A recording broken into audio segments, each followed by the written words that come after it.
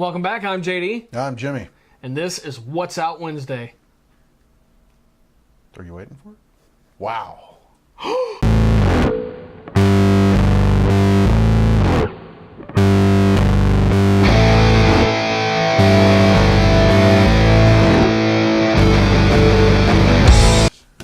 Well, let's look at what's hot that's coming out this week.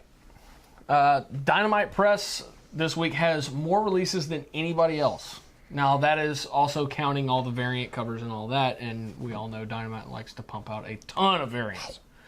And I've really stayed away from the whole Grumpy Cat thing, but I'm probably going to be picking this one up. It's Grumpy Cat and Garfield #1. What? Yeah.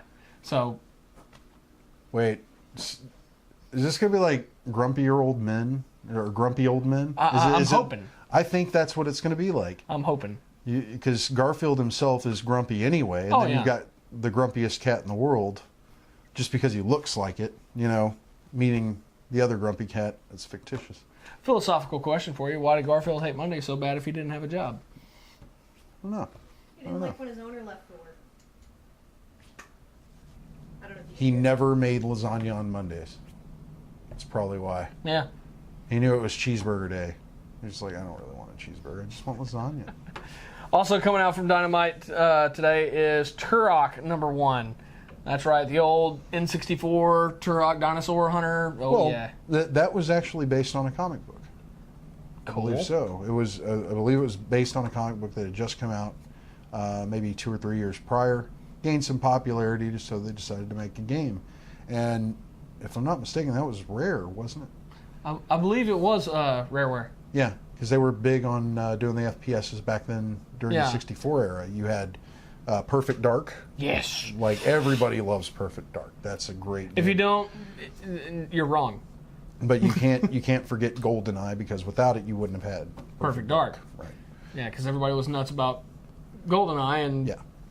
Rareware is just like, we can do it better. Yeah. So they pumped out Perfect Dark. And Turok, the Turok Dinosaur Hunter was pretty awesome because you had a lot of the same features that you had in these other games, but instead you're being hunted, chased, and killing dinosaurs. My and various personal other people. Oh, some of the cheats were amazing. My personal favorite was Disco Mode. The Disco Mode. Yes. I was going to mention that. Disco dinosaurs. It's like, you sit there and play the game and possibly suffer a seizure at the same time. Yeah. It's great. And I did find out the hard way that if you get too close to these dinosaurs and cavemen and everything while they're in full disco mode, they'll still hit you and do damage. Yeah. Yeah. They're not attacking you, it's just their arms flailing hit you. Yeah, because they're just dancing furiously. It's great. There was another cheat. Like, I used to stack them, like Big Head, Yeah. disco mode, and super speed. Oh, wow. And my hope was, with a head that large, you can't move that fast without serious damage, and they're just going to kill themselves. And I was wrong. They're just dancing really, really fast. And it made things much, much worse. So Turok #1 from Dynamite Press, Garfield #1, or Garfield meets Grumpy Cat. Yeah. Or Grumpy Cat meets Garfield. You pick the title, #1. From Marvel, we have Black Panther #1, True Believers. This is the original Black Panther #1. It's the re-release of the very first Black Panther comic. Yeah. And nice. now I do try to pick these things up because they're $1. Yeah. Why not? And it gives you the story that you would have had to probably pay an arm and a leg, or dig for back issues, or even buy a trade to get. And that a trade, that's expensive. You can't beat $1. No, you really can't. And there's another True Believers coming out this week, which I'm definitely picking up today. Captain America Lives Again #1. Very nice. Very nice. When they brought him back to start the Avengers. Oh yeah. Okay. So that was his very first stint with the Avengers. Yeah. That's pretty awesome. And then I know my handwriting is atrocious. Actually, before we go any further, I've seen some really creative stuff done with that. Mm-hmm. That story arc. There's actually a Marvel Knights Captain America run where they thaw him out, but it's in a different universe, and he gets thawed out by the Nazis that have taken over the world. Oh, wow. So it goes into the whole story, and he meets all the people he knows in the well, he In the meets all standard. the people he will grow to know in the normal universe, and none of them have powers. The Fantastic Four, they're human. They're just normal humans. They're not metahumans. Peter Parker never becomes Spider-Man. Tony Stark never develops the Iron Man armor, but he meets them in a POW camp, Oh wow. and they all start this uprising. And it's pretty awesome because by the end of it, you know, everything goes through. He gets frozen again, and then he gets thawed out by the Avengers in this comic. Oh wow. So they kind of did it as an in-between, a story that kind of fell in the cracks. And I like that. I thought it was pretty cool. That is pretty cool.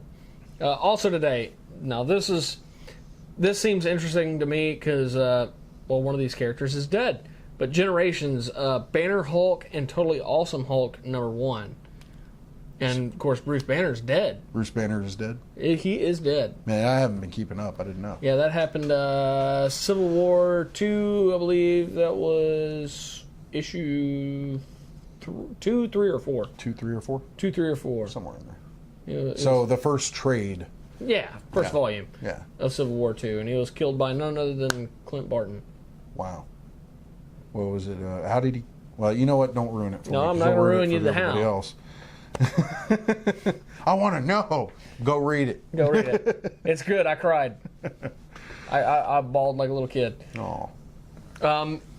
Now, Jimmy, I told you about this one, and I know you're really excited about this. DC is re-releasing, doing a separate printing of what? Be Gotham by Gaslight. No, No. Batman. Elmer Fudd. Oh, you guys were talking. second printing. Sorry about that. Batman. I was like, holy crap, they're re-releasing. No. Anyway, That's Batman. constantly coming out. Yeah. Batman Elmer Fudd, second print. I picked up this book and I was amazed. I think I did a review on it, but I think I did. Yes. I did. Okay. But yeah, I picked this issue up and I was just blown away by it because all these Looney Tunes issues that they put out over the past like 2 months, they're a normal DC story in the front, and then in the back you get a small Looney Tunes story. So and normally I would find one more favorable than the other.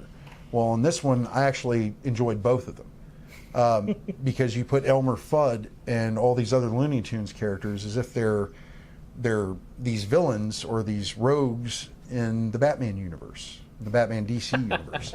And, you know, he shows up at a bar to talk to a guy named Bugs, and this guy has protruding teeth and he's eating carrots constantly, but he's not a bunny, you know? And you run into these different characters, and it's this murder mystery that Elmer Fudd's trying to solve and take vengeance upon somebody because they've murdered his love. And it leads him down the path of, you know, encountering the Batman and Bruce Wayne. So, really interesting story on the front end. On the back end, hilarious. They took Batman and they put him in the Daffy Duck role. You know, if you ever watch Looney Tunes and you see the Elmer Fudd, Bugs Duck Bunny, season, rabbit season. the duck season, rabbit season, and it's funny to see Bugs Bunny and Batman go back and forth, you know, rabbit season, bat season, and Elmer Fudd trying to decide whose head he needs to blow off. It's Well, I found it interesting. I believe this is the first one of those crossovers to get a second printing, Yeah. which is a big deal because Yeah. it was done kind of as a lark because Yeah. the two companies are in house. But you know, no, that's a big deal. It was a cool way to cross over the characters, and I would say, if anything, that book itself deserves a second printing. Oh yeah, If people hadn't read that story, you need to go out there and get it. oh yeah, It's gonna and be- now you and get another have chance the today. opportunity. You know, go check it out. And then also today, top-rated title, Green Lanterns number 28, coming out. So don't miss out on that. And this I found interesting, New God Special number 1, which is, if you know who Darkseid is, you know of the New Gods, Right. Because they're all pretty much the same people. Yeah, but you have Darkseid lives on Apokolips. The New Gods live on a neighboring planet. Yeah. They're polar opposites. Apparently, I don't know enough about them because I don't know the planet. But either way, They're very. Both families are tied together to keep peace. They traded sons. Yes, they traded sons. Darkseid gave the New Gods his son, and the New Gods gave Darkseid their heir. Yeah. And that is how they maintain peace, since they live on binary planets, I guess, or planets that are in the same system. Yeah.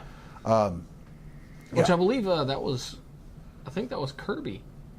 I believe so. Who created I believe you're right the about New that. Gods. Jack Kirby. Yeah. No. Famed Marvel artist. Yes. Yes. Also today from Image, another top-rated title, Samaritan number 3. Well, not top-rated title. Doesn't have enough issues yet. Still an issue shy. But Samaritan number 3, I'm excited about it. It's kind of a continuation of The Tithe, so Yeah. yeah. I've actually been, I haven't, I don't know if I'm going to read Samaritan. I haven't read any of it, but I have read several other titles from Dark Horse. And, Image. I'm sorry, Image. I thought you said Dark Horse. I don't know why. But anyway. I may have. Either way, Dark Horse, Image. Image has Independent been, publishers are great. yes, independent publishers are great. Image has been going strong. 25 years. Yes. 25 or is it? 25 years. Wow. 25-year anniversary. I thought that was Dark Horse. It was 25-year anniversary. Sure. You sure? Yeah. Okay. I'm going to go with you on that one. But yeah, Samaritan number 3 is a continuation of The Tithe. Makes me excited. The Tithe number 1 is the book that got me into independent publishers. Yeah. So, way to go, Top Cow and Image. Love Good your job, stuff. guys. And of course, from 451, we have Stained number 4 coming out. Yeah, that's issue number 4. Stand number 4. Stained number 4 from David Barron. Great guy, really friendly. Everybody at 451, they're incredibly kind people. Give me a synopsis on Stained. I really want to know. You have this woman this is a very far-flung future. Most of her body's been replaced with mechanics, and she pretty much works as a freelance PI, but most of her jobs are actually contracted through the police department because she's willing and able to go into places that they are unwilling or unable to go. And she's stumbled across a case that she's not getting paid for, but it's just entirely too appalling for her to turn away from. And she normally is very dead set against doing anything for free. Anything.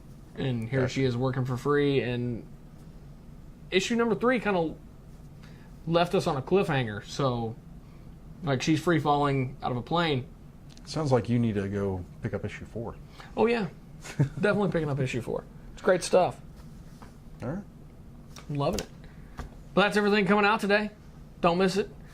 Be sure to follow us on Facebook, Instagram, and Twitter. Check out the website, www.thenerdery.net. Hit the like and subscribe down there. Yeah, almost forgot that. And this has been Wow. Wow. Wow.